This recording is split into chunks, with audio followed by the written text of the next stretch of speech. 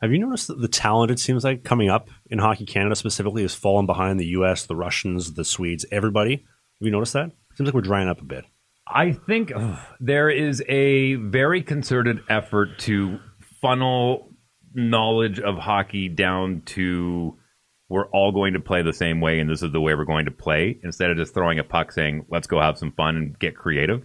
And I think we're losing a little bit of that creativity. It's more like, do everything the same way and see if you can explore outside of that, but you got to learn this first rather than getting those artists that were out there. So I think we're seeing a lot more of the same player, and we're seeing fewer players really elevate themselves above that really high level that has moved its way up because of this collective.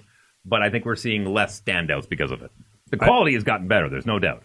Yeah, overall, the quality's definitely gone up. But I think when you compare Canada to the rest of the world, where we used to be a powerhouse, especially like you look at the goaltending position, because that's obviously where I specialize in, you had the Patrick Waughs, the Brodeurs, the Prices, the Luongos, and now you compare the best, which would be probably Jordan Bennington, Stuart Skinner, and Aiden Hill, to the Hellebucks, the Vasilevskis, the Bobrovskis, the Shesterkins, just the Russians alone, the Swaymans, like we're falling behind. And I said this when we first started doing the podcast a couple of years ago, but I swear, with the scamdemic and them shutting the rinks down for 2 years, there was no competitive hockey, and the U.S. was playing the whole time. The Sweden was wide open, and you couldn't do anything in Canada. You get arrested if you went to go outside and skate. That is what you're seeing right now because these kids couldn't develop. You bankrupted a lot of families that can't afford these incredibly high prices of hockey now, and you're seeing it in the talent pool. There's no real talent coming up in Canada compared to the U.S., to the Russians, the Swedes, the Finns. Everywhere else is getting better, but here. Yeah, I think you'll be able to see it, and it will definitely have that. It will have a couple of years of what we'll call bad draft years, and we'll see less, and that'll be a direct result, and you'll be able to tie it directly back to those 2 years where everything kind of came to a standstill. So I definitely think you can quantify that through the pandemic for sure. It'll correct itself. It will. It'll correct itself.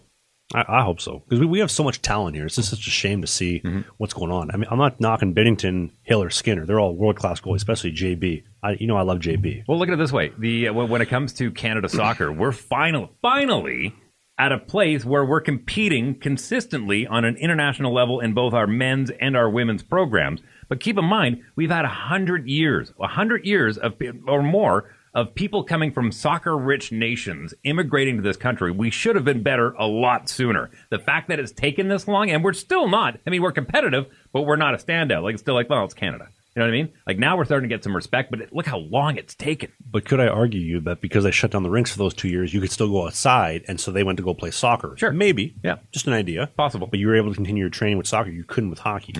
So... Well, you managed to make it work. You found every lagoon or ditch that you possibly could to put skates on. And then I went to Sweden. Yeah. And then I came back and I said, all right, I'm out of here. I'm going back to Sweden. Yeah, right. Yeah. I came back. I'm like, I'm going down to the south. Yeah. I'm going to the States. No, it'll correct itself. I'm confident in that. I hope so, because like I said, it's such a shame. I'm a proud Canadian. And hopefully you can tell from the show. I love my country, and I'm very patriotic. I feel like I was telling you the day before we started recording the show, but the more time goes on, the more I think to myself, God, I'm becoming my dad. My dad was like the most proud Canadian ever, and I'm becoming that. I'm becoming so many things like my dad as time goes on. Hey, if you enjoyed this video, hit the subscribe button. We do a new podcast every single Sunday during the season called Sling the Biscuit. It is a non-mainstream hockey podcast, so we talk about my hockey career, the minor pros, Spain, the Fed, you name it, all the stuff that you won't hear in the mainstream news. Music, pop culture, politics, a little bit. Thanks for watching this video, and we'll see you soon.